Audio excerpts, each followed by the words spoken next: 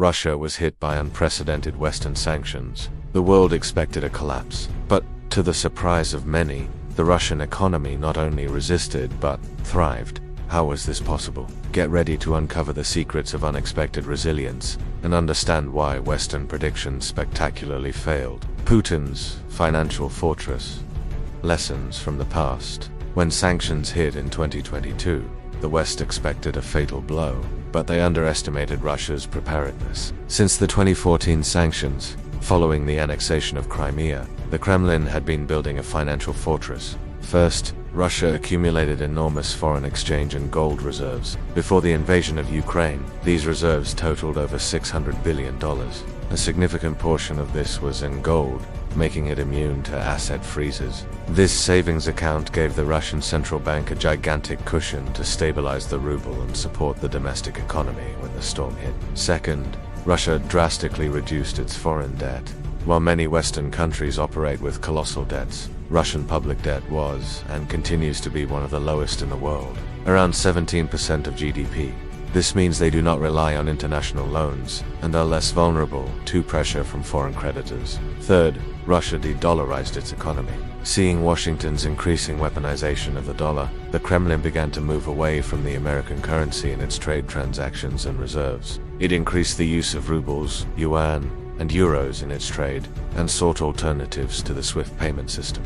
This long-term preparation was crucial. Oil and gas, the Achilles heel that became a superpower. Russia's great asset is its energy resources. Europe was massively dependent on Russian gas and oil. The idea behind the sanctions was to cut off this revenue stream, but the reality was quite different. When Europe began to seek alternatives and reduce its imports, global oil and gas prices skyrocketed, and Russia had no difficulty finding new buyers. Countries like India and China, hungry for energy, not only maintained but increased their purchases of Russian oil, often at discounted prices. For Russia, smaller volumes at much higher prices meant robust revenues. Furthermore, Russian gas infrastructure, with its direct pipelines to Europe, had no immediate alternative routes to Asia. This meant that Russia had to adapt, but oil revenues, which are transported by ships and have a more flexible global market, largely offset any initial losses from gas. What the West expected to be a punishment became an unexpected boost to Russian coffers.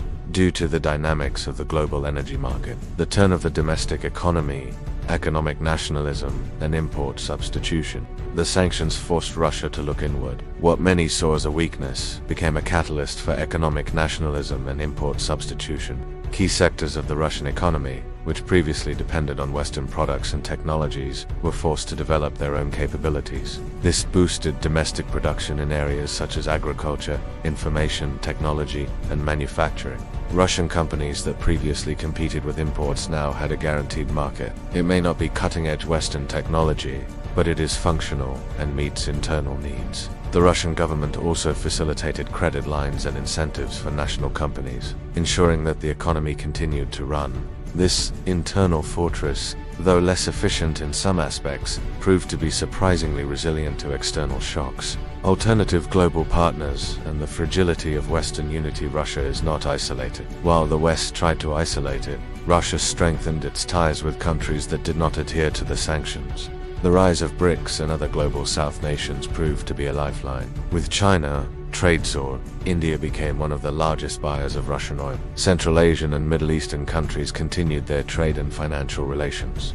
These partners provided Russia with markets for its exports and sources for its imports. Circumventing Western restrictions, Western unity against Russia also showed its cracks. Although NATO and the EU remained publicly firm, there were internal disagreements about the intensity and duration of the sanction, especially when economic costs began to weigh on European countries themselves.